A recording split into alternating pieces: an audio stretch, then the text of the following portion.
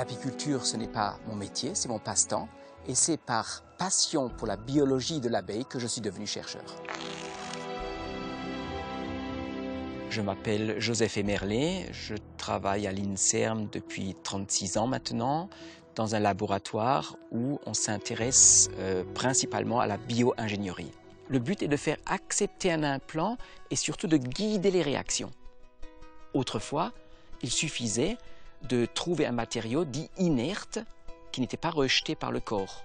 Actuellement, on essaie de créer des biomatériaux, on va dire actifs ou intelligents, qui ont la capacité de dialoguer avec les tissus environnants. Par exemple, en surface, on peut mettre des fonctions antibactériennes. On comprend bien qu'on ne veut pas qu'un implant soit colonisé par des bactéries. Plus profondément dans l'architecture que nous avons réalisée et qui recouvre l'implant, eh bien, on peut mettre une molécule qui va initier une réponse, induire un signal. Ainsi, le revêtement que je fabrique pour mon implant va réellement dialoguer avec l'organisme et va surtout guider la réponse biologique.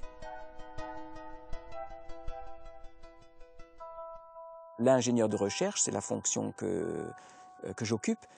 Par définition, il doit garder le côté rêveur puisqu'il fait quand même de la recherche, mais également s'atteler fortement au volet pragmatique puisqu'il doit quand même créer des choses qui serviront les autres, des outils absolument utilisables, directement utilisables par les autres.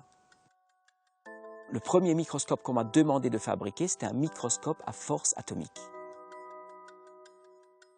Ce qui me passionne, moi, c'est le côté bricolage, MacGyver, c'est-à-dire de trouver des astuces pour répondre à une demande nécessaire dans la recherche. Par exemple, mettre au point des dispositifs qui savent construire ces architectures.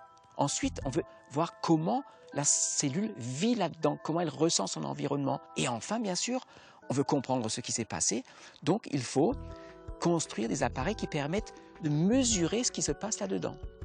Et là, il faut bien sûr être bricoleur, inventer, mettre au point, parce que ces dispositifs, on ne les trouve pas immédiatement dans le commerce puisqu'ils répondent à des demandes nouvelles pour créer des matériaux nouveaux.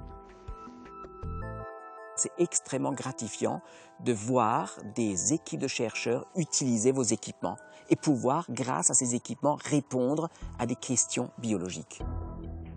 Nous essayons d'abord de mimer ce qu'on trouve dans l'organisme, mais surtout de fabriquer des objets qui seront réellement capables d'être utilisés pour se substituer à un organe défaillant.